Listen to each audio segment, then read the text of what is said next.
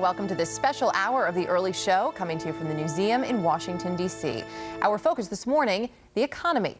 A town hall with Republican leaders here to answer your questions, just as President Obama did in a similar event last month. I'm Erica Hill, along with CBS News Chief Washington Correspondent and host of Face the Nation, Bob Schieffer. Hi, everybody. Well, we're here to talk with key Republican leaders this time about the economy. According to a recent CBS News poll, 79% of Americans believe the economy is bad. More than half of us are concerned about ourselves or someone in our household losing their job. And unemployment, of course, is back above 9%. Gas prices still around $4 a gallon in many areas. And across the country, there are signs of a double dip in the housing market.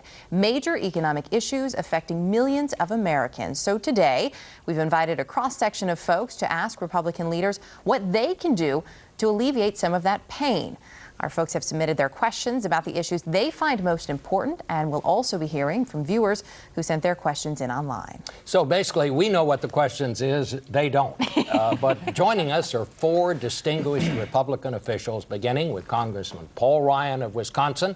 He, of course, is chairman of the House Budget Committee and the author of the Republican Budget Plan. Also with us, Florida Congressman Alan West and South Carolina Governor Nikki Haley, who were both elected in the Republican way from the 2010 midterm elections. And finally, Oklahoma Senator Tom Coburn, who served with Congressman Ryan on the President's Deficit Commission. We want to say welcome to all four of you. Thank you. Thank you for having me. Thank you. Okay. So let's get right to it. Our first question is from Trey Lewis, and this is for all four of you on the panel here. So, Trey? Good morning, everyone. There are many ways that people feel as though President Obama isn't using to stimulate and make the economy more robust. If you were in a position to do so, what would be the one thing you would do to stimulate and grow the economy that President Obama isn't doing? Start, Congressman. One thing? Just well, 30 to 45 seconds each, so you can each have time to answer. First of all, I'd go in the opposite direction on spending, on taxes, on debt and deficits. Get rid of all the uncertainty of the economy. He's promising huge tax increases on successful small businesses. I wouldn't do that. Keep taxes low and get spending under control so we don't have a debt crisis. If we have a debt crisis, then we have a huge interest rate increase. We have an inflation problem. That's causing uncertainty in the economy. It's making it harder for businesses to create jobs. So I would go in a different direction than he has gone on fiscal policy, and that's exactly what we've done in the House, is offered a different direction on fiscal policy. Keep taxes and spending low, not high. I think the exact same thing what Paul was talking about is creating the economic and fiscal policies that create confidence in the American consumer and also our small business owners. What I see down in my district is the small businesses are the economic engine that drive this country. But yet, when you look at some of the regulations that are coming in and it's restricting the access to capital for them to grow, and you look at some of the tax policies, which are going to preclude them from hiring more Americans. When you drive by in South Florida on U.S. Federal Highway 1, you see all those closed storefronts. You just have to think about maybe there were 6 to 8 Americans that once occupied those storefronts. Governor? You know, what I would like to see a president do is really lead and ask for a balanced budget, which he is yet to do. I think that's incredibly important. But from a governor's perspective, everything I've tried to do to govern in South Carolina has been stopped by President Obama. Whether it's how we're going to deal with the health care crisis, he's mandating more on our states and we can't afford it. Whether it's creating jobs, he's actually got the National Labor Relations Board suing a great American company for creating jobs in South Carolina. Or when it comes to illegal immigration, he's stopping my labor director from allowing her to enforce the laws that are in place. So, you know, the key is let the states have the flexibility and the freedom they need to have. In order for us to govern, which at the end of the day is really down to the states. The federal government needs to get out of the way. We need a president that really understands. Let the states understand what the 10th Amendment's all about. Let them have states' rights and let them handle their states in the way they need to. Senator? I think what needs to happen is we need to identify the real problem. And the real problem is America's anxious. It doesn't have confidence about where we're going. And that's, I think, a leadership deficit on behalf of my friend, President Obama. I think we need to talk true and honestly to the American public about the depth of our problems. They're not unsolvable, but they're unsolvable until we address them and identify them. And what Washington's big habit is we treat the symptoms of the problem rather than the problem. And so being honest and saying we don't have any choice, we have to eliminate $9.7 trillion out of the federal government's expenditures over the next 10 years to not go in the tank. Now, they can dispute that, but that's the fact. And if anything short of that will not solve the problem for your future or your children's future.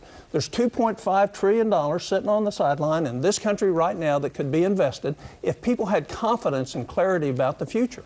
And I don't believe President Obama has delivered that. And I think as soon as he does, you're going to see a big turnaround in the economy, regardless of what we do on the other things. Is we got to have confidence that we believe in our future.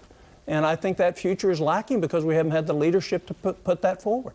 Well, that certainly gives you the Republican view of what's wrong with the economy right now. So that gives us a place to start here. Eric? A nice overview. We want to move on to our next question now. Nancy Logan is an executive assistant who's currently between jobs. And chances are Nancy may look familiar if you were with us at last month's town hall. She was here. She asked the president pretty much the same question. So your chance now to ask it of Republican leaders. Thank you, Erica. Hello. I was given a 3-year adjustable rate loan modification that ends in less than a year, and the rate is likely to go up significantly where I won't be able to afford my monthly mortgage payment. I can't refinance my house or move into a fixed rate mortgage because I owe more than the house is worth. My question is, what is your party in Congress doing to help Americans like myself who are stuck in this home mortgage process dilemma? And we want to toss this one to Congressman West because I know in Florida, I believe it's 46% of homes are underwater. Yeah, it's an incredible situation down in Florida where, of course, the subprime mortgage industry really took a toll. And I think the most important thing that we have to do is, from the policies we're creating up here, is set the conditions by which we can reduce the size and the scope of this federal government to get money back into your pockets so that you can stay into your home, so that you can have this job growth. I think that one of the problems that we have seen, if you go back and you look at the Community Reinvestment Redevelopment Act, you know, when government all of a sudden got involved into the mortgage industry, I mean, sooner or later, 30 years down the road, you see what happens. When all of a sudden we start to take those mortgage-backed securities and we're selling them freely between banks and also the foreign banks, then we have all this bad paper out there. So I think the most important thing is get back to sound economic principles that work and not come up with the Band-Aid remedies like this $8,000 mortgage credit that we give, which we saw really did not do anything to stimulate the mortgage industry. Congressman, well, I would just say, like Tom Coburn said, why is this happening? It's happening because the economy's in the tank. There's no confidence. People don't feel confident about the future, so they're not going out and taking a risk and buying a home, and therefore bringing your home value up. So this is a symptom of a bad economy. So let's fix the economy. And there's a lot of things I hope we can get into about what is necessary to get this economy growing, because Washington's thrown a bunch of programs at you, and it's still not working. It's cost a lot of taxpayer liability.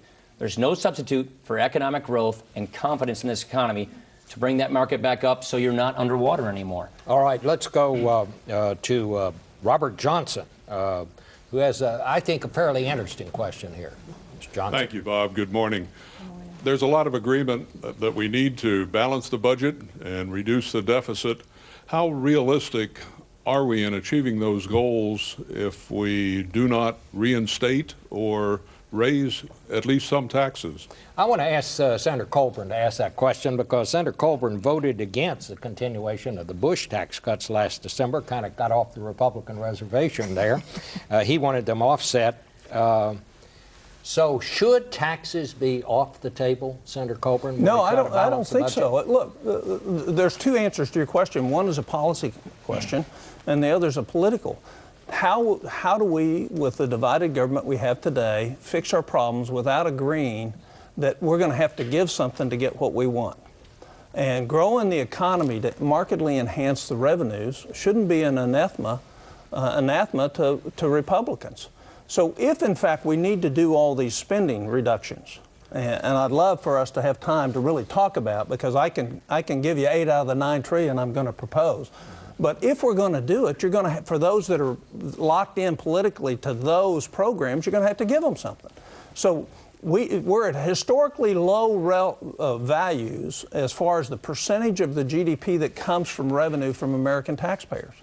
That's part of our problem. We're also at a historical high in terms of spending. That's the bigger part of our problem. What we have to do is pull those both together if we're going to get back to it. 18.8% is about the max you're ever going to collect unless you have a boom like the dot-com bubble. But we need to solve that political problem and be realistic to know that for us to get a solution to the problem, both sides are going to have to give something. Now, what's the policy question? The policy question is how do you drive the economy with the government taking a larger and larger share out of the economy? And the answer to that is eliminate things that are not legitimate roles for the federal government. Going back to the question on homes. Where do you find in the Constitution the authority for the federal government to be in the home loan business? I mean, it's not there. And the reason we're at risk today, the reason our children are at risk, is because we've abandoned constitutional principles, we've abandoned the enumerated powers, and we've decided to do things that our founders knew in our best interest would never work in terms of a republic. All right, we're going to take a break here. We are. We're going to take a quick break. But there will be more. Don't worry. Our Town Hall on the Economy continues with more questions from our studio audience and also from you at home. Stay with us. You're watching The Early Show on CBS. Finally, the place